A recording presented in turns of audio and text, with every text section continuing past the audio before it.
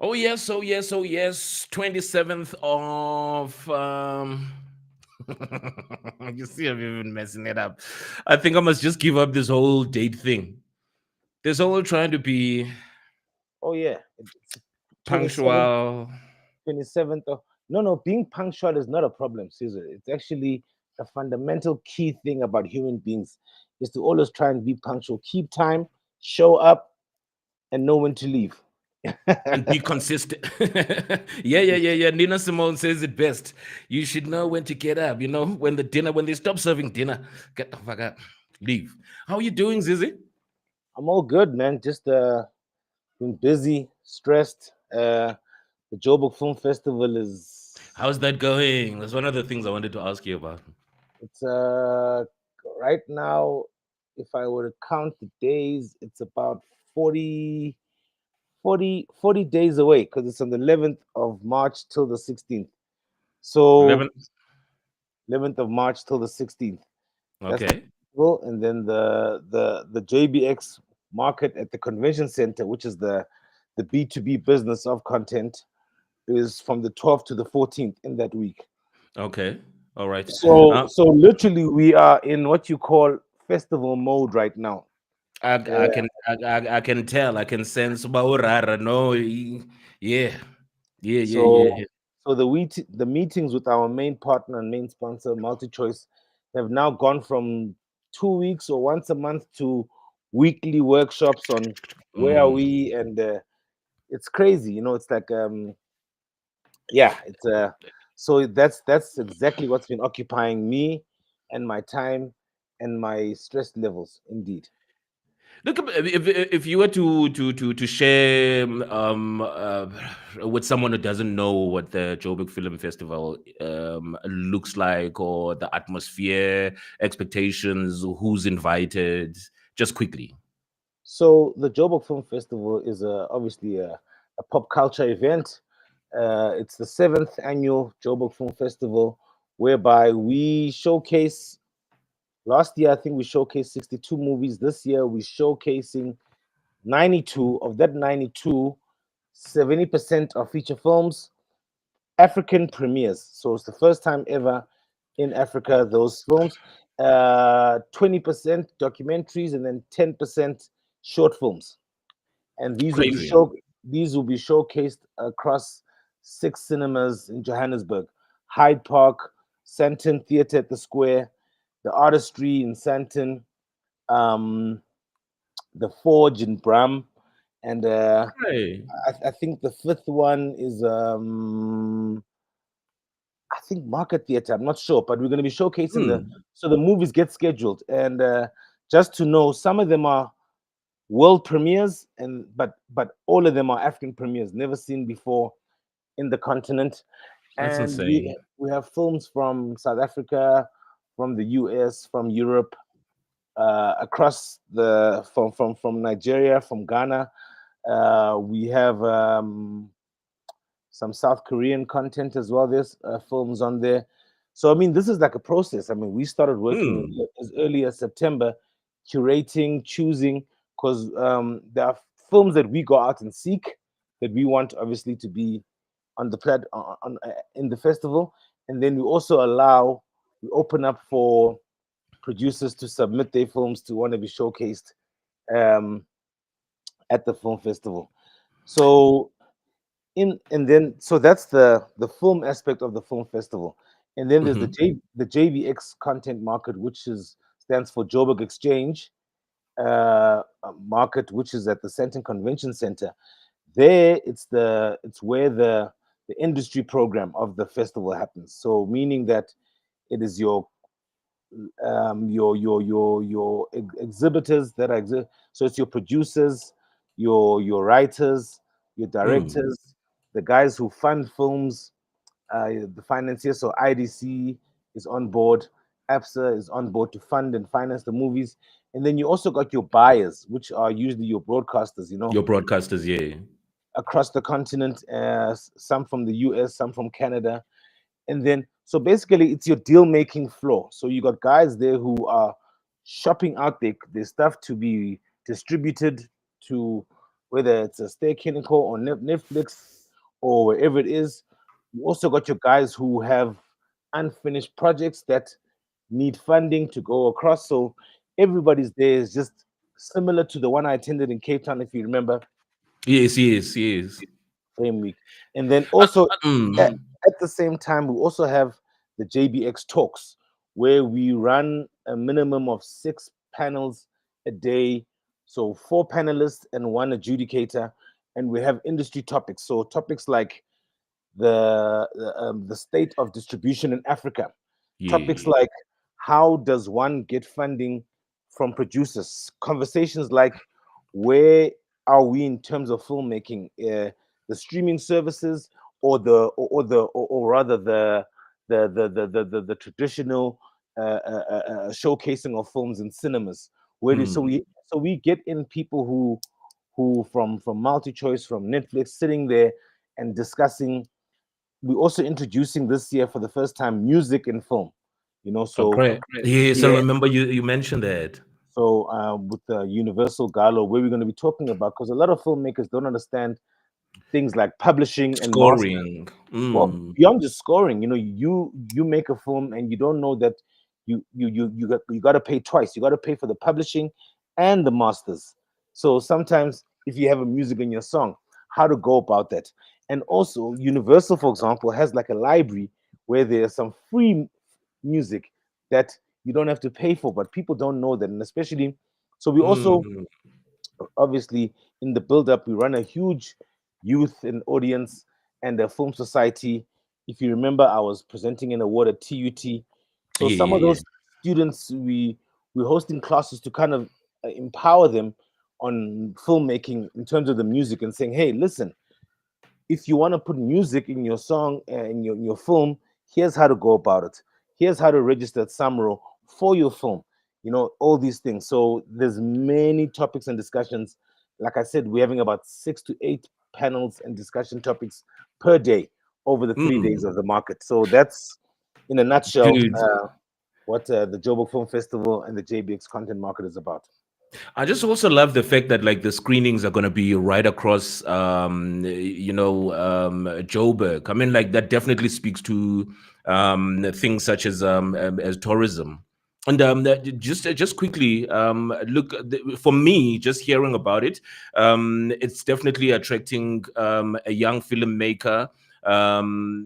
Students who are interested in filmmaking. Like, who's your target market or people that you expect to be there? And how can they register, or I don't know how does it work? So you know what I think Episode. in our next episode, what I'll do, I will actually structure a proper 10-minute talk about it, and I will share the various links on how to register, how to buy badges, and a clearer structure of who the attendees are going to be. I'll share more, and we'll load them up here. So if people want to, I mean, you also have the various commissions, like the KZN Film Commission is attending, West Grown, Cape Town, in the Mm. Eastern Cape, the ECPACC, which is the part of the Film Commission, the Eastern Cape, they are attending. I think about 4 of their delegates are coming up. So, and I think they're also funding about 5 to 10 filmmakers and producers from the Eastern Cape to Oh fly man. them and accommodate them and buy them badges to attend. Because literally, it's like the business of film. Yes, the last one I went to was in Cape Town. It's a nice to go place, but all the studios are here. Urban Brews here, SABC is here, Multi Choice is Mm. here. Paramount is here, Prime Media Studios is here. All of these majors in the film space. And so Joburg is unfortunately the hub. We got a lot of Nigerian filmmakers coming. A lot of guys. Some of the guys I met in Ivory Coast. Ivory Coast. Yeah. They putting together a pavilion with various broadcasters from them within the market to attend. So it's going to be yeah, it's quite a large thing to put together, strenuous, and yeah, and a lot of money that goes into it. So my stress is getting that money because I literally handle the sales, the sales, and the Ching ching, sponsor my boy. and the sponsorship Excuse me. and the and the sponsorship element of it. The sponsorship element of it is definitely because obviously at the end of the day, as much as we put into the culture, we put into the film industry, it is a business, it is a film festival, and it's not cheap from our side as the organizers and the producers Yeah. of it, you know. So we have expenses, we have salaries to be paid, and all the above. So a lot goes into it, but yeah, we obviously, like any production you put together, you've been doing events closer to the time, even if things are 100%, they're never quite 100%. You're always Yeah. stressing about. And I mean, it's the seventh year for the film festival. It's going to be the third year Right. for the JVX content market. So it's yeah, man, it's I'm glad to be part of the team. And it's stress every day, but every day at least we're doing things we're enjoying. I can't say many people go to work saying I actually love what the fuck I'm doing. So Hey, the very few of us. that's the privilege of I, I of love the fuck out of what I'm doing, my nigga. you know I love my shit. but sometimes you hate it, right?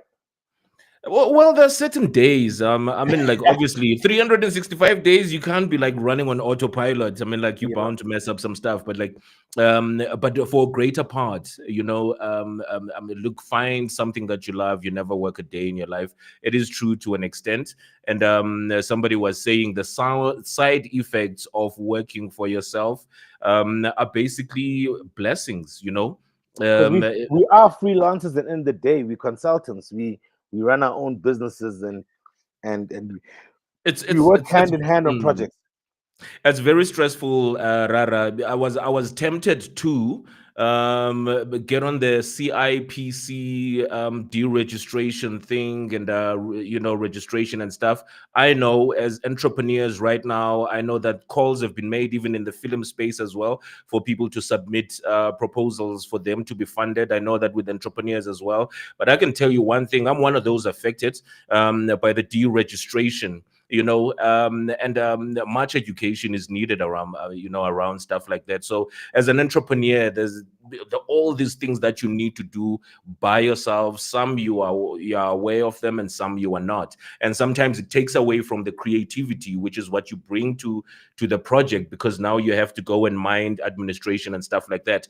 I saw there was an article, I shared it on Facebook, that was dealing and talking about the whole deregistration of companies and stuff based on the fact that, like, they're trying to curb what do they call it, corruption and fraud. So it's something that we actually have to do as entrepreneurs, unfortunately. So tell me, are they I'm not so clued up about it. Are they deregistering inactive companies, or what exactly? No, well, they are deemed as inactive because you have not submitted your returns, because you have to do your returns for SARS, and you also need to do your returns for the CIPC as well. So for a Mhm. lot of people, and I'm trying to think about Abantu Bases Lalin and all of that stuff. You go to a place, a Monty, your company gets registered, and you have this person who takes care of your business, and then after a year, once you pay them the money, you have to mind and deal with all of that. And for a lot of us, I had a guy who was assisting me with this, but obviously we cut ties at some point, and that's how I suffered, because I was like, I'm good with SARS, but like there's CIPC on the other hand. I So it's a crazy challenge. I literally do not submit my own taxes. I do not do none of that. I just close my eyes and I pay whatever the guy who handles my books, my auditor, and I say, here you go. What is short? And then he'll invoice me, and then only time I talk is when I'm negotiating his invoice. Yeah. Well, at but least in but fit.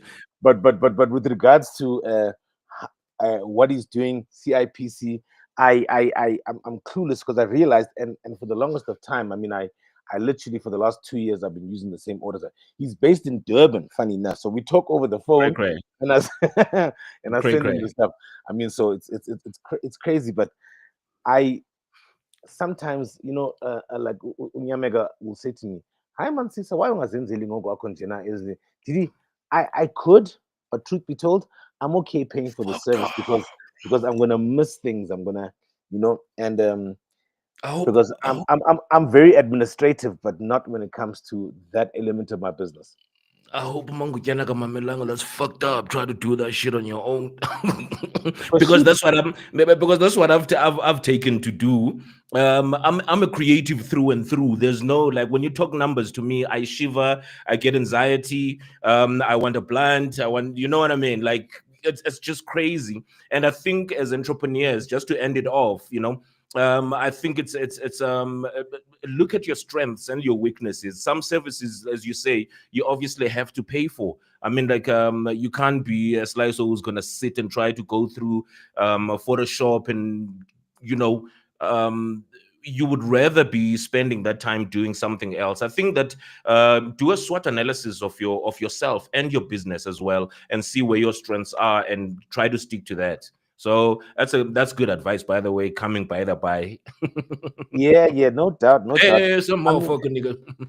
and I mean, in your instance, not to share our private lives, but you got in-house assistants when it comes to the books, nigga. So what Nigga, you I got to complaining about? pay for that. I gotta pay. I gotta pay. So if I'm broken, I can't pay a guy in Durban. It's not like I'm gonna get services at home, because I get invoiced for that, which is at, great. at- at least your invoices will not take you to the credit bureau for bad payments and bad debts. At least, Zizi. Man, Yeah, what's just up? moving along. It's episode Yeah, 21. We just dove straight into. Is that the past tense of dive? Dove. yeah, it's Ah, dope. it is. The past tense. Yeah. It's Uh, always sounded. That's why I'm even doubtful. It's always sounded a bit wrong. no, No, no. man, I dove. It's like, nigga, when's that doing? This is cause. But perhaps we can say something like we just jumped straight into it. That kind of sounds No, a for bit sure. better, right? Jump straight No, for into it, sure. right? So going was a telephone right? Not dove. Wow. Dove. The ones that's sweet and Jana and Dive Janity dove. like the ones that's sweet, Dive no dove. problem, yeah. Yeah, Masingabuyeli kula conversation. But anyway, man, like, moving right along, and thank you for joining us. Episode 21. Unfortunately, the Queen is super busy. I mean, like, it's registrations, and it's something that we also wanted us to touch on. But I was like, we just want to keep it light, because with the whole matriculants, and we touched on it a little bit, with the registrations and all of that stuff. But something that's cray though, Zizi, yeah. is this thing over here, bro. You know, I've been seeing that on the socials, right? And Mm, I didn't watch the interview. Unfortunately, I'm sorry. I'm sensitive to that shit, so I'm not gonna sit there and watch this guy. First of all, I don't even know how on earth he got parole, but right? but we spoke about this. I said to you, our constitution is not user friendly to certain aspects because if if according to his judgment and his sentence he was eligible for bail after so many years. I mean, you can't, because you don't like the guy. I mean, if Eugene de Kock has been out for the last 2 years or 3 years, I suppose Right? uh, uh, uh, but it's quite, I don't know, I kind of feel like he's trying to be relevant somehow, um, Mm, because I don't know if he really is serious about the shit that he's been saying. I mean, like I said, I don't care to follow it, but it's been in my face on the socials. Things like about how he shows no he says remorse, you'll do it uh, again. about he'll do it again. Uh, uh, would he do it again? Truth be told, forget him. What I would love Mm. for him to tell us is, I mean, you're not gonna go. I Who mean, sent the where's order? precisely who? I mean, this guy's from where's he from again? Sweden? Not Sweden. I don't even know. Like, that's how much And I'm with you on that, man. but like, eh, I guess he probably has been paid money to secrecy for life. You know, No, for sure. maybe when he dies, he might leave a journal where we might get to read it there. I don't know, but I don't believe a guy would come all the way from Viking fucking land and decide to Mm. come and shoot Chris Hani here. It makes no For sense. the reasons that he's giving. No matter how much you dislike black people, no matter how much you dislike communism, because it had something to do about the SACP element and PAC, the communism. you know. Mm. And this guy apparently is like a left wing or right wing. I don't know, is it left or right wing? What the fuck is I think it's when fucking wrong. It can when be right because SACP and all of them are left. yeah, so he's a right wing like the Nazis, you know. Mm. I mean, I don't know, but Mm. And I I'm, don't I'm know. I'm sure, yeah, our viewers can read the ticker there, a gist of the story. But he says that his motive behind the whole Chris Hani matter was to stop negotiations, to bring an end to apartheid, and trigger a reaction from security forces in South Africa at the time. He says it was necessary, and I think just like you, Zizi, I thought that, like, maybe one of us had watched it. Try to stay away from content that triggers me. I don't watch, your Kinta Kunte stuff. I don't watch your anything that triggers me as a generation that lived through apartheid. Because all Yeah, of those things are triggering for me. Unfortunately, movies that touch on that, it's almost like somebody's poking your eye every time. I'm like, no, it's this beautiful work of art. Fuck off. You're just glorifying how you fucking, you killed us, or yeah. So and you know, Caesar, like there's always the debate about some people saying, but Umadiba should never be glorified because he was not working alone in our freedom. But I always say his wisdom and I think being broken by prison is what mm, allowed us to go to 94, because anybody who was radical, we could have gone to civil war after they killed this guy. But it took like his wisdom and saying, hey, we are being distracted by this. We have to mm, go to, and it was a voice like his and his patience that, I you like know, that. that he said, hey, focus, guys. We are being distracted. We are negotiating. So we caught Tessa right now. We are negotiating to go ahead. Let us not, yeah, they're gonna kill many of Mm, us, but let's mm. keep our eye on the prize. We want our 27th of April election date in 1994. And this is not gonna distract us because they wanna trigger us. They wanna, and it was a voice like his And that's why he says it. Mm. that calmed the nation, because already this about bese phuli festile befuna torture and and I think his wisdom and his age. I mean, the man was like about 72, 73 at the Yeah, I time, and was he all.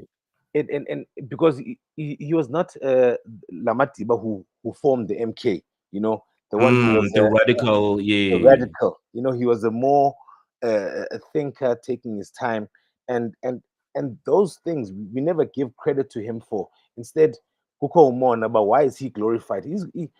I think um, um um without him, truth be told, yes, there are many fighters, but without him, certain things could have been delayed or could have been done wrong. That's why he gave up too much leverage.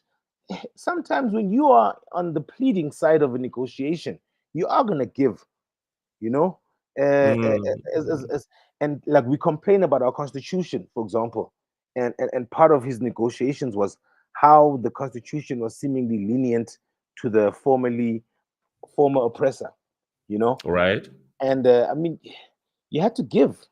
Unfortunately, you had to give, and yeah, man, power to Matiba. I mean, I struggle to say bad things about him because I think, in retrospect, I kind of understand it needed his wisdom and discipline to say, okay, put down the guns. They want us to act. They think black people are fools who are easily triggered and who Mm, just violence is within our nature, as if it's alole violence when we've the one who've been mm. inflicted by violence. By But, violence, bro. you know, uh, Crazy. yeah. But anyway, Crazy. Mm. Yeah, that's Janusz Walus, by the way, we are talking about, and the interview he gave. Yeah, I obviously didn't watch it, and we probably would have liked if you were to comment. And speaking of comments, we say good evening to Obongsiwe Mawawa Chikijela, saying good evening, gentlemen. I think what up, this is what a up, what up, what up, what up? this is a compliment to you coming from whose speech. Oh, kumshaka mnandi man booty. Eh, Diabulela speech. All a speech, Georgia. I thank my parents. All right. Just want to say thank you to my folks, mom and dad. Very interesting one. We're not going to spend so much time on all of these, man. Yeah, we're already at 30 down. There's this whole Gogos Koteni thing that's going around, and I'm not sure. I mean, like, it's not your cup of tea, and obviously, you are a busy man, especially now. You wouldn't have time to be So checking out contrary these things. contrary to what you believe, there was a show they were on, a reality show, Your Gogo, Yes, yes, yes. and I found myself watching one or two episodes when that happened about a year or two ago, and that show was going, because I was just curious. I've always kind of thought that Indwaso and the underground gang and all of that stuff was something that was relatively private. So for Sacred, it yeah. sacred and for it to be commercialized like that, so I was curious what to see there. So yes, it is removed from my cup of fucking tea. I couldn't give a damn, but what I hear about her is that she's evil, she's cruel, excuse me, and even the couple of episodes I watched, I remember her being the most controversial of Abagogo. And I don't know, it seemed rather Hmm. fashionable rather than it being about helping people, it being about being in touch with your spirituality. Wenze ntoni Sizwe? Ubanjwe ntoni? Ithini into yakhe? Look, it's quite a bit, Zizi. Part of it is fraud. Okay. Apparently, she was going to be granted bail, but unfortunately, she misled the court. That was I today, think right? that, yeah. No, no, no. He was granted. She was granted bail today. Apparently, jumping up and down in court. She was given 5,000 rands bail. Yeah. Umakgotso, Mafokeng. Yeah, she was granted 5,000 rand bail by the magistrate, Roselle Kenya. Maweni, who had spent more than a week behind bars on charges, including alleged assault with intent to cause grievous bodily harm, GBH, from an incident dating back to 2019. And apparently, when she applied for bail, she didn't divulge that she had previous convictions, or charges against her, which included, I think, shoplifting but definitely fraud. So, which is part of the reason why she was not granted, apparently, earlier on when she applied for bail. And I think I brought this story up, and I like the fact that you led with that. For me, I've always looked at Indwaso as something sacred, and I always take it as far back as Ukwaluka, Yeah, because that's where I always feel that we lost it. There was a movie that was made and that was produced, and obviously there was an outcry from traditional leaders and all of that, right? It's something that's always been at the back of my mind, right? I always point and shoot and share my opinions and stuff. But for me, this whole Gogo Maweni, it's basically supporting my initial view on things that are supposed to be sacred and us deciding to commercialize them. I ask myself in Dokbana, like, I mean, Andis, when I would have this conversation on, I mean, Klaus TV, uphosa matambo, and something happens. Let's say a light goes off. What do? Cut, okay, sicela uqale phansi. Where iphi imimoya ke ngoku, yeah, at that time, and actually just commercializing something so sacred, something so important for us, as Abantu, for me. It's given a rise to so many people. I mean, like, if you remember, every second celebrity that was going through depression is like, ndiyatwasa, ndiyotwasa, so yeah, no, man. It's just one of those. It's just one of those, Izzy. I think, yeah, it's time for us to move on. Yeah, because we've got quite a bit, and obviously, should we just jump and go talk about my about okay, can we just do Ulandiga Brenda Ngxoli? Sure, sure. I think let's just do Brenda Ngxoli, and then after that, because there's also like whoa, the social media platforms were crazy since that the whole thing broke out. And I'd like to appeal to anyone who's watching, whether it's on YouTube or Facebook, please share your whatever information you have with us in terms of what like really happened, because yeah, there was a video that came out where it said that she was yelling or in confrontation with the mom, Pinducto Tabao, and all of this stuff. There's a lot happening around that. And she's never shied away from speaking the truth about her situation, the film industry as well. And for a lot of people, they believe that, like, you know, how they close the taps on you once you start complaining, because I mean, like, she had a stint on fellow podcast with Ula Omegji, where she was stressing naming and shaming from filmmakers to producers and all of this stuff, and for her to be going through this and the backlash, and yeah, it's just been crazy. Hey, It's man. just But I see. So I didn't watch the video. I've been seeing it, and I thought of watching, but then I'm like, I don't know, man. There's a must see this. But what I have picked up though is that like people have been throwing money at her. I mean, I think it was sitting at around about 150,000 that yep. she's raised in 24 hours. Even the Ferguson films, I see they threw down 50,000 for her. Yeah. You know, I'm confused. Why are they giving her money? She broke. Is she?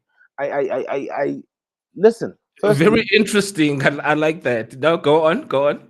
I'm seeking help publicly and receiving it. I'm all for that because I can tell you for free, dignity goes a long way. It takes a lot for you Mm, mm, mm, to pour your thing on the floor and say, "Hey, I need your help," or "I'm in this situation." I can never take that away from anybody. It takes a mm, lot, you know. But mm, I or maybe I should just delve into it and research and see, okay, this is what happened and this is why she's asking for money. But I think people have acted fast and they are helping her. What she does with that. But I also picked up some, you know, yeah. I don't I hate speaking out of turn. Ingati, I'm like killing people. Like I saw a friend of mine who's pretty active on social media, Uluyanda or Chandu, you know, and he Yeah, was yeah, yeah. saying, "Yo, how come she's never been considered for Mhlobo?" That was last night, right? He said that Mm, last night. mm, Why is mm, this mm, lady ever on not on a radio platform? She would actually be mm, nice. Hi, mm. Gabi. Hi, Gabi. I see earlier on today, about like 4 hours ago. Uh, I won't mention the Krotman's name, but he's a famous radio presenter on Umhlobo Nene. And then he posts that I about her. wasn't me. No, no, no, he posts about that. And I'm thinking, yo, this was not your idea. Somebody planted that seed, but he's posting it like it's his. And I was like, is he jumping on what somebody else said, like as if it's his idea to put her on? Perhaps he has the powers to do so, you know, or to influence that. But I found that Mm, weird, and that's starting to become my problem with social media. I'm starting to become to pull back from it. You know, it's starting to, and then on a lighter or not even a lighter or serious note, there's a mm. comedian who kind of threw a joke on it and talked about, oh, and then they're gonna follow by saying things like, please respect our privacy. It was a tongue-in-cheek joke, you know, because Mm, but mm. the backlash he received by Ayunda is not the time to make jokes about this and what. Abanye bathi ba, The comedian, that is. yeah, the comedian that is, and they even said, but it's such a shame now being in the industry for you to have a comment like that. Well, now take some ticket and we'll see how we feel. Like now they're like literally threatening him about, and I'm like, but it's not that serious. But I don't think he meant malice. He was just but yeah, you are a attention seeker, what? And I'm thinking, whoa.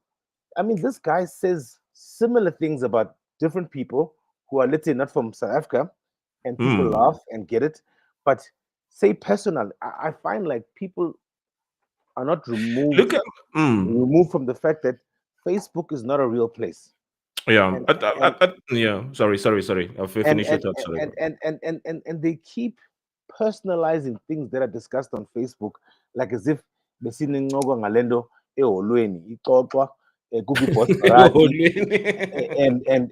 and i-community yathi ba into ethile, and then wabhanqa kulokho wabhanqa eholweni wathetha, whereas it's Facebook, he's talking shit, he's just fucking with you.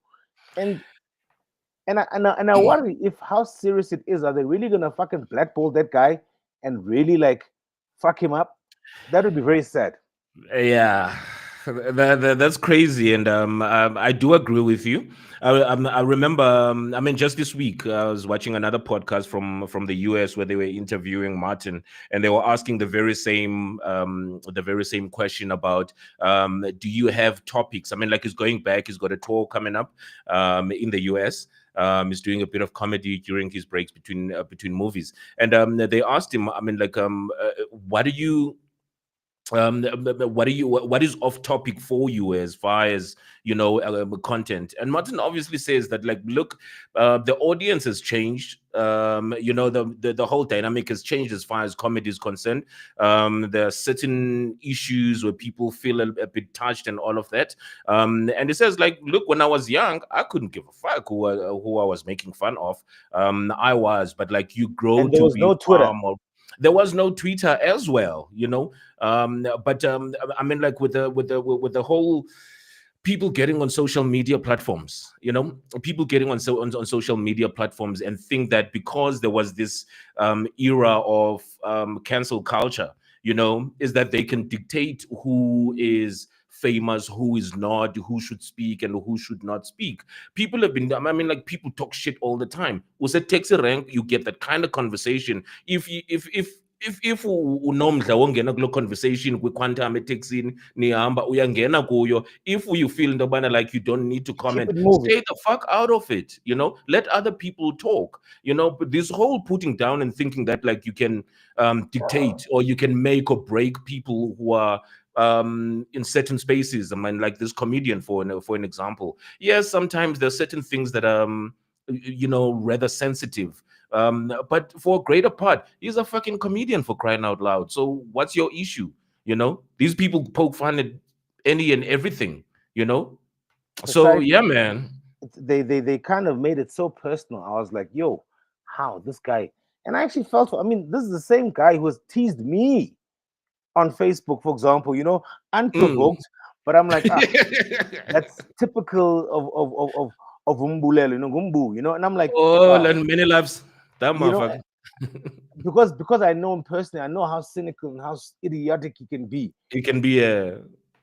To I Uzenza famous ngawe by saying these things. I'm saying no. I mean, I couldn't give two flying fucks if he. And first of all, he's dragging me. If he is dragging me, and I don't think it's personal, Nabuye. It's just that Mm. he's a shit talker. That's what he does. You know. Fuzile and myself for the longest time. I mean, even like do shit on I on know. I've seen him. on thing. He's my friend. He's my personal friend. But I'm doing this in a space where there are fans, people who don't know me personally. For some, it's funny. For some, they're going to inbox me. But like, how, I've motherfucker? I've It's a received free calls. country. I've received like a message, but like say, hey, Umbu ya Kezel, and I'm like, you are the people who have a bigger problem about this than me. Like, All right. and that's how. And I was like, yo, man, I don't joke about this. Yeah. It's too soon. And listen, man, that post of his had over 100 comments, and I can tell you, 95% of them were like bad. Wow. Anyway, Yeah. let's jump to the music review for the week, Moving buddy. right along. Finally, ladies and gentlemen. I remember. Let me just bring this backstory to this whole thing. Okay. This gentleman over here, this one over here, I spoke and I was crazy about this album, and it was like, yeah, no, Steels and like blah blah blah. It's gonna be very interesting to hear what he has to say about it now. I don't know, that's supposed to be off, but I don't know why it's going. But anyway, it's time for us. So firstly, I'm literally okay. Actually, You are partly the main reason why I'm doing the review on Snoop Dogg Missionary. And the second part, I would say, I think it deserves a review for the culture, No, for sure. for the importance of the people involved in the actual album and the music of it. And then I'll get to my review of it. So Snoop Dogg, uh, discovered by Dre back in like '93, and signed him to Death Row, and they released a classic, Doggy Style, which was fully produced. Actually, I'm not sure if it was 100% produced by Dre, but I think Daz did a track or two there. But it Yeah. was pretty much Death Row. But I would say, and Dre was the executive producer of that album. And as I mean, I don't need to talk about Doggy Style. That was literally possibly goes down as in the top five dopest debut albums for any artist. You know, some artists get it right the second time or third time when there's a bit more money. But when it comes to like an initial debut album, Doggy Style has possibly is in the top five or my top five dopest debut albums for an artist. I mean, that shit is the artists like I'll say Tupac, Tupacalypse Now being Ooh. Tupac's debut album was nothing compared Mm-mm. to Not at all. Me Against the World or All Eyes on Me. All eyes on me. So You it had to be happens, ahead. but you know it happens sometimes that dope albums are not always your first album. So it's man. I mean, like Jay Z, Reasonable Doubt. It's a classic, no doubt. But Mm, Reasonable Doubt doesn't touch Blueprint. there you go. There in you according go. to There you you know go. you Blueprint know is good. you know he gained a fan in me. you know so Snoop got that so fucking right to the T, that Doggy Style was, and I guess he's been chasing Doggy Style since day one. you know it's just True. it's one of those things. I mean, another artist I'll talk about debuted like Black on Both Sides, Most Def. He's still chasing that.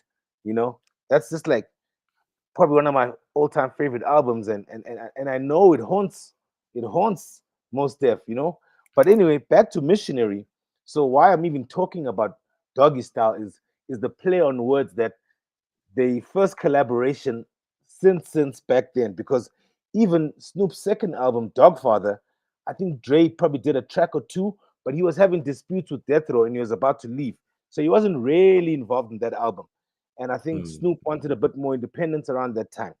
So literally, this is the second album since the initial one, and hence yeah. I s- Missionary. mm, So they they worked on this album in 2022 from July to November for a couple of months, and then they paused for whatever reasons, and then went back this year in April to September to finish the album, right? And the hardest thing about being dope, right, is that you are always remembered for your dopeness. So whenever yeah. you bring out anything new, our reference is your dopeness. So we critique it to based on your dopeness, and sometimes it's so hard to fill those boots. So the album, it's Snoop's 19th studio album, 1-9. Can you Cray. fucking believe that? Cray. A 30 year career, or 30 plus year career, 19 albums. Snoop, I was watching an interview recently, I think on Drink Champs, and Mm, and one of the comments was, to someone asked Jay Z, who does he reckon is possibly the most famous rapper, and he was like, nobody's more famous than Snoop. And I was like, actually, you're actually so correct. Like Snoop is possibly the most famous rapper.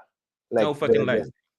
he's known, and Snoop has been so good at staying relevant and plugging himself, and even from the reality TV element of it, his show, that was funny, it was dope, You're no longer focusing on Snoop music, but Snoop is, and he's like I don't know, man. I've been blessed to meet the man when he performed here. I've seen him perform live.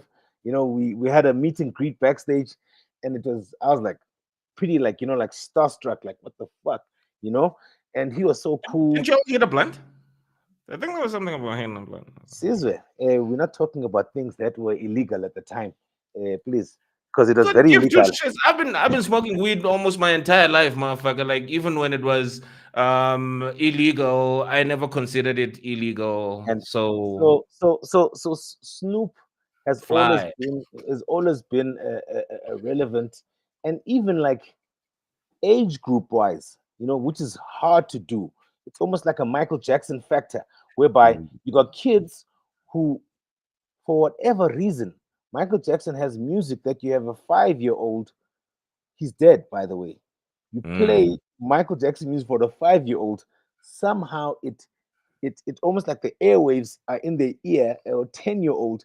And Snoop has, not necessarily in the music wise, but Snoop has a relevance to The all ages, brand. because like Mm. you'll find a 10-year-old who loves Uncle Snoop. He's doing kiddies movies. He was even a coach in one thing. So Snoop is, and now the business, he's just bought Death Row. And so the album is 16 tracks. Listen, Snoop on the album, I have to say, for somebody who I think is not I don't know how Snoop does it, but Snoop still has one of the dopest voices on a mic, and Snoop still has probably one of the dopest cadence when it comes to any beat you give him. He knows how to flow on it. He will do a song with fucking Pharrell, the Neptunes, and he will flow on that beat, and you'll give him a super heavy New York boom bap beat, and he will flow on it. It's his versatility is amazing, and his deliverance is what I can honestly say impressed me the most on this album. Dre beats, we all know Dre is a superstar. He's a super producer. Dre is a dope producer. Dre will always, but I have my reservations about Dre. The last 10 to 15, maybe even 20 years. I personally think I've never had the conversation with Dre, but I feel Dre is uninspired. Everything Dre has released post 2005, I have found to be dope. Past 2005. Like since 2005 till now. Yeah, yeah. So even his Compton album, I thought Oh, I felt that. it was Caesar. You see, you felt it because production quality will always be dope with Dre. So you'll never be misled when it comes to the quality of the music. Mm, But mm. but please compare anything Dre did in the 90s to what he's doing now. You know very well, nowhere near. I could agree. I could agree with you to yeah And to and an and and extent. and, and I mean, even the album with Marsha Ambrosius, called what the fuck was the name of the album I again? forget the name. I think It's she's yeah Casablanca. yeah yeah. Yeah. Casablanca is the name of the album, in which is obviously based on Casablanca in Morocco. Uh, uh, uh, I've never spoken to him, but when I listen to his music, I feel like he's uninspired, and it's the pressure of do music that makes him do it. Because I Mm. I haven't heard anything like, even a simple song like Imagine featuring D'Angelo, which is post Ooh. 2001. At a Mm. signature Dre. Doom, doom, Mm. Mm. doom. Do, do, do, do, doom, doom. Dun, dun, dun, dun, Mm. dun. But it was super, it was super Dre. And I guess it's hard for to keep up. He can, so the beats are dope. I mean, for example, this is not just me. In the Billboard R&B and hip hop, the album only charted at number 7. In the Okay. Billboard 200, it only charted at number 20. This is Dre and Snoop you're talking about. That should be number one everywhere, right? Uh, it's a bit unfair. I would say it's a bit unfair, but Chronic 2001, number one. Chronic, number one. Doggy Style, number one. I'm telling you, man, and that has to do with the fact that people are buying the album based on nostalgia and based on loyalty. I don't think based on it being the dopest shit that came out in 2024. So it's a good album. It's a dope album, but it didn't move me. Unfortunately, it didn't move me. I'll give it a straight 6 out of 10. wow. Wow. This album right here, dog. I heard music that touched me. I mean, even Coolie High There's even touched me. Sting. There's even Sting. Did you listen to the track with Sting, bro? Like production wise, where Dre's like once again moving. But yeah, we have to accept, and I think that's the beauty of the pod as well, is that we agree to disagree. But that's the verdict from Yeah, Urara and the album. yeah, Missionaries, Snoop Dogg, and Dr. Dre. I will be interesting to hear your views out there. If you are watching, even like after we've gone live. I mean, just share your sentiments about the album with us. Yep, that's it as far as that's all. music is concerned. Look, at I don't have much to say about it. Otherwise, when you and I chill, I mean, like it's debates for days. Yeah, Yeah, around music. But anyway, yeah, it's almost time for us to move on to check out what's happening in the movies. Let's find out if we have any comments from our esteemed viewers. This is why we do this live. It is because we can actually do this. Share your comments if you have anything to say about the album or whatever topic that we actually have. We probably, I don't even know if there is another live podcast out there. But anyway, let's leave that alone. We are skating or headed towards checking out what's happening on the movie review. Okay. you know what? But Yeah. before we go to the movie review, Mm. just to go back to some of our topics we had planned for the Oh show. yes, yes. Please, it's my first time hearing about this. Tell me more about the MKP and Judge Klope. Talk to me. When did this happen? When was it? Like what? Bro. All right, I guess it's because people have been focusing on Judge President, but obviously these are allegations that had happened When? during. When? It's been a minute, but obviously after the political party was formed, obviously there's a delegation that's going to go around to provinces and all of that stuff, and people being put in positions. The lady resigned recently, and nobody knew what it was about until she dropped a bombshell, because I think she received a lot of backlash when she decided that she was quitting. I mean, like everybody was talking about the whole exodus as far as Umkhonto is concerned. A lot of people are leaving, and she was one of those. Because if you remember, even on EFF, it was expected that Undlozi, everybody was talking about Undlozi leaving, and then there were rumors that Floyd Shivambu is at loggerheads with The the leadership kids. of yeah.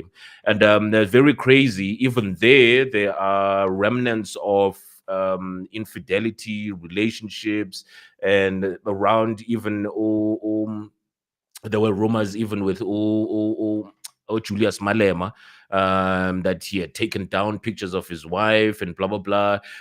So I think for me, there's a lot of look, it's two pronged for me, Sisa. It's either there's been a massive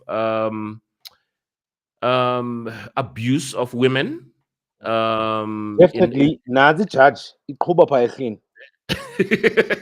I was like, like I want us to be Ewe, all happy ewe, and dandy. ewe. There's that. I mean, like, what are your? Let's hear what your take is about that. Actually, So,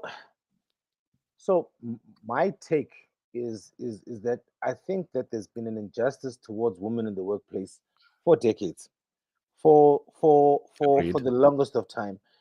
Abuse of power by men, comments in the passageways, things that have been said. Men have been truly outright assholes in the workplace. People can only advance if they give certain favors, Mm, and unfortunately, I mean, th- there is a former president before he became president who was accused of rape to such an extent that the child even fucking left right. the country and went and died as a fucking exile in Europe. He never denied having sex. His only thing was that it was consensual, and he happened to, and Take a shower. and then you have the women's league. I don't know. I always thought instinctively women will always believe one another, like from the word go. Yeah, Like yeah. when it comes to rape. I mean, if we go back to our history, there are women who are in their 40s and 50s who will tell you that their first interaction, being sexual, had some form of rapey or physical Mm, abusiveness to to their virginities being broken. It was so we have as Black South Africans, not even South Africans, but I'm only going to speak about my environment, so I can't speak for mm. the world. There is just, and the thing is, there's another judge, a white judge, funny enough, who's just resigned as well in Cape Town. Yeah. Or so it's not even a race thing. It literally is a sex thing, male and female dynamics in the office place. So this girl can be lying, can be telling the truth, but within her lie or her truth, there is consistency of power abuse. Mm, mm, mm. So even if Klambi eventually one now, what, okay, fine. It was a power abuse. It was a case of maybe she thought she might get ahead, or maybe she was fearful, so one liner. Mm. Or it was outright forced and abused. But I can tell you for free, none of these things happen without any abuse of power. There's never a Of case course. of Umdanona 30 Avla Sugule Kehla, who apparently in his pants is the same color as his head, Who is his senior? who's his senior, sending fucking nudes to your colleague. I mean, that shit is just out of line, you know. And I've Mm, even said about Umbenenge that I believe that he'll probably win the case, you know, sure. but his reputation is fucked. Reputational damage. Yeah. Is fucked. They'll probably ask him to resign so he can get his benefits and so forth. He was out of order, all the shit that he did, No, even but if it's a. but it might lead to him getting disbarred, and obviously you lose your perks. I mean, like there's I don't think been so. your But Lopez stuff he would have to lose the case for that to happen. for that to happen. So I don't think he's gonna. I don't think he's gonna lose because we're coming to realize that she didn't share everything, and Uskakani is a beast. He's gonna, and I can't wait till he Cray takes. cray. I can't wait till he takes a stand with that, and actually Mm. hear how he explains the various It's gonna be messages. very Yeah, It's gonna that's it's my. gonna be very interesting. It's gonna be very, very interesting. And I think just very quickly, sister. I mean, like we've spoken about this like so many times, and even in our circles as well, around the abuse of power. I know that there are cases upon cases, especially in the Eastern Cape. It's been a thing. That if ufuna umsebenzi, you have to sleep with somebody, and so much that you look at women who got it purely, because they are suitably qualified, and they work their asses off. But because there is this stigma that is attached to, in order for you to have a corner office, you probably had slept with somebody, which is very disheartening for any hardworking woman. And given our rapey culture, our abusive culture towards women, and how we objectify them. Um, I agree with you there fully. And for women as well, I mean, like, you know me, women's league, I've always asked, where are you in moments like this? Because we only have these people who sitting on social media regurgitating nonsense, being experts about stuff they don't have facts about. Your first instinct, as you say, as a woman, is for you to believe another woman, right? And then Should moving be, from should there, be. it should be, yes, that's what I'm saying. That's what I'm trying to say, is that that's where it should be from. But to find women who are talking against, or I'm not saying that like you should be supportive of her, or yes, it's okay for people to have their opinions, but I think like even our handling of such issues. I was talking, I think I was on radio, and I was playing a song called Everything Happens for a Reason, and I was saying that it's very interesting because everybody's like, if everything happens for a reason, why is there this court case? Has it got to do anything with anything to do with these two individuals? Or if you were to look broadly at it, it's giving you, South African, it's giving corporate, it's giving government an opportunity to look at their policies when it comes to sexual offenses. Oh, actually, as a senior, you are not still allowed to be in a relationship with your subordinate. So I was saying, in the bigger scheme of things, rather than looking at this court case, how about the real reason behind it is for us to talk about it as ordinary citizens, and for companies to amend their policies around such. I think la mama, oh my gosh, she's at UCT, Rampele. She was invited, and she was talking about Yeah, the Mampela judge, and Rampel. yes, and she was saying that in Bona at the university, the way that they have worked on sexual harassment cases, if you are suspected already, let's put you aside, let's deal. There's a certain or particular clauses to their policies where they are stringent.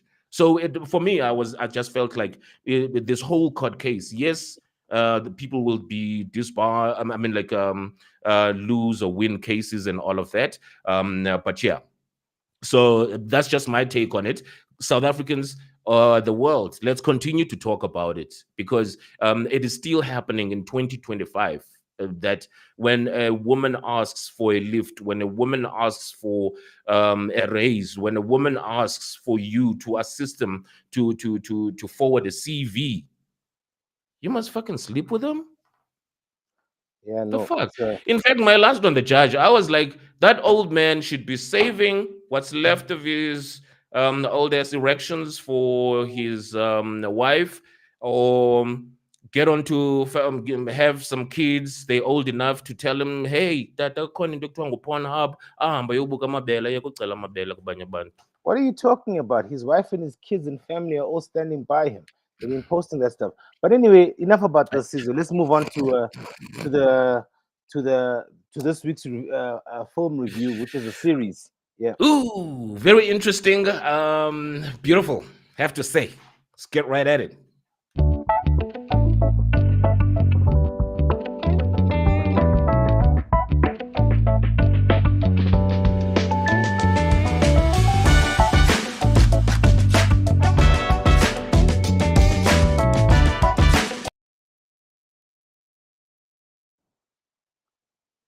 Hey, once again, what's up? What's up? So, another Netflix special.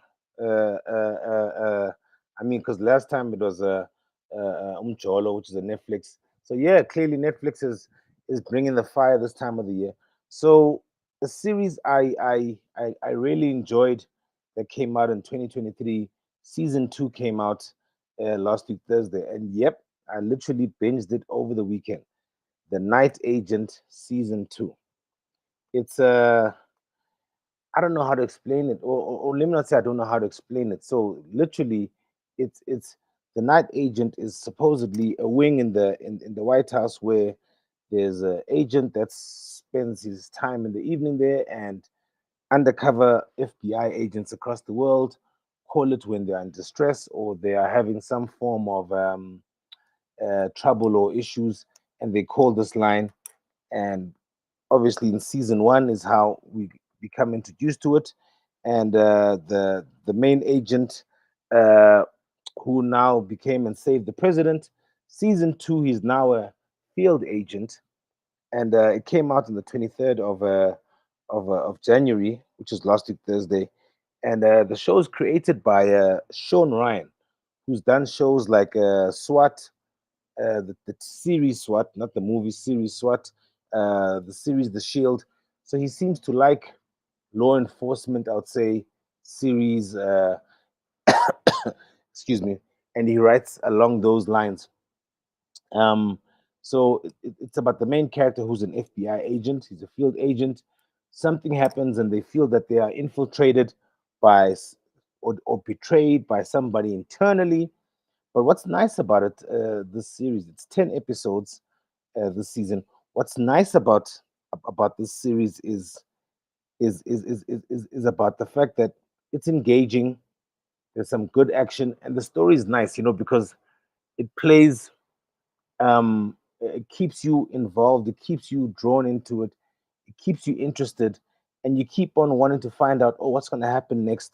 I mean, even how it ends, I'm like, oh shit, I can't wait for season three, because it's not a excuse me, it's not a heavy series. It's not a series that that that that that that that that that is living in a conspiracy world.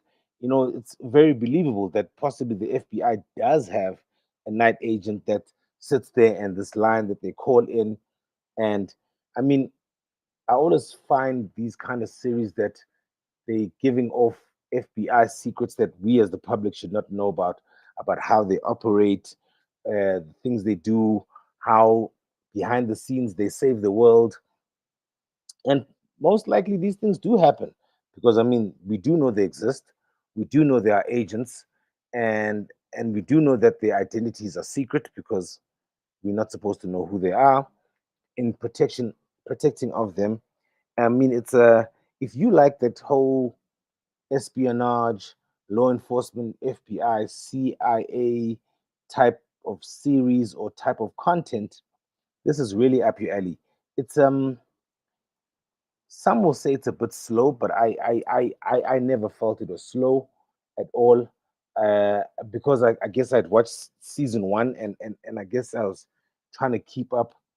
And like I said, I mean, I watched 10 episodes over Thursday, Friday, Saturday, Sunday, and I think I finished the last episode earlier on today.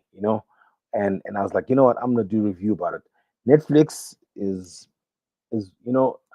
I always felt that there was a bit of a glitch in content because of COVID, how certain productions were put on hold and so forth. But I think now the momentum is really getting back to giving us the quality content that was there, and I mean, it's really getting better and better. The Night Agent, I definitely give it a 7 out of 10. It's not. I'm not gonna say it's even in my top five best series ever, but listen, it's entertaining. You get your money's worth, and like I say, if you're really into that whole FBI, CIA, espionage type of content, it's really good. It keeps you on the edge of your seat. You want to watch it every other. Every episode ends on a cliffhanger. You're like, oh shit, I want to see what happens next, because it's highly entertaining. I would recommend it, and like I said, I'm not. I'm very stingy on giving high numbers, so I give it a 7 out of 10. It's a good season too, I must say. Continuation from the first one. You know, Well, fair enough if you ask me. you know. Fair enough. I enjoyed it. I binged. Yeah, I was going through my own shit, so I was like, I'm gonna sit at home and just watch this whole thing. And previously, I don't know, something distracted me because I'd watched season one, and I stopped. I think it was episode 9. I think something Uh-huh. came up, like it was a project or something I had to do. And when I saw that they're releasing the second Season 2. season, I was Yeah, like, oh shit! Guess what I did? I you went went as back. far back. I watched season 1, binged this entire weekend. I didn't do anything. I'm not drinking or anything like that. Yeah, And a beautiful man. Beautiful if yeah. you It's it's if you ask it's me. it's very entertaining. It keeps you on the edge of your seat. It's yeah, it's a good series. I can't say anything bad about it. No Oh doubt. wow. Oh yeah. Yeah. Let's go straight to the. Go ahead. Night action. I got at least 3 people following me. They knew our extraction point. Somebody gave us up.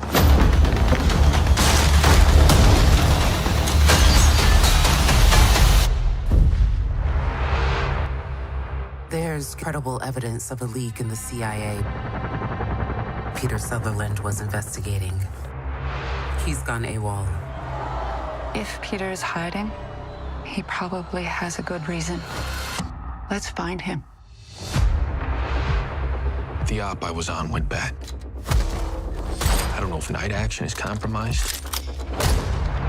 I cannot trust anyone. Except me, right? Tell me what's going on.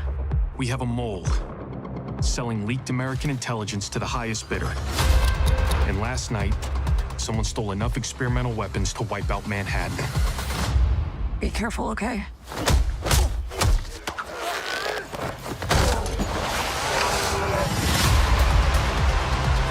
This isn't how night action works. You work for me. What aren't you telling me? You're a night agent now. Relationships are dangerous. You have no leads. You have no evidence. We're running out of time. I'm doing this myself. Shoot me or get out of my way.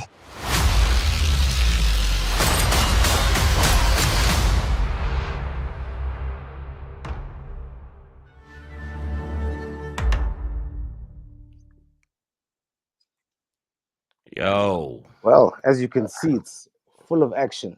You know, crazy. it's fast paced. It's some really good content. But yeah, that's a really good one. I'd recommend it. Properly You know, written, yeah.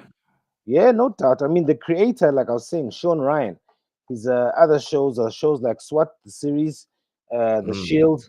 So he clearly loves law enforcement series, you know. But that's pretty good, pretty dope. Was so dope, man. Yeah. Yeah. Seriously, that is it. I've got a comment here. Jeez, why does it look long? Yangaske ndimlume ke lo unendlebe ezikhanyelanga. Okay. Oh, Janusz Walus. Yeah. Uthi usidelela kanje kodwa ebesendliwa zimali zethu. Obviously Plug, amabhandinti yeah, yeah, it's our tax plug money. vele. Phofu ukuba ebesejele ngoba uzazi kakhulu izinto kodwa ebevalelwe. Yeah, I guess these are people who actually watched the whole Janusz Walus thing. Zizi, I think we've come to the end of the show, and yeah, a very beautiful one, and hopefully, well, definitely the Queen is going to be joining us next time. It's registration time. Yeah. And there's something else I was thinking about. Oh, obviously, we're not gonna forget that we're actually going to bring you a proper 10 minutes on the Joburg Film Festival in terms of what's available, how's it gonna go down, and obviously how can you get badges and stuff like that. I think you said. Yeah, no doubt. So yeah, no, we'll do a proper. I'll do a proper segment on that and give you more information, and we'll share on the screens links for you to register, how to buy badges, how to attend, and so forth.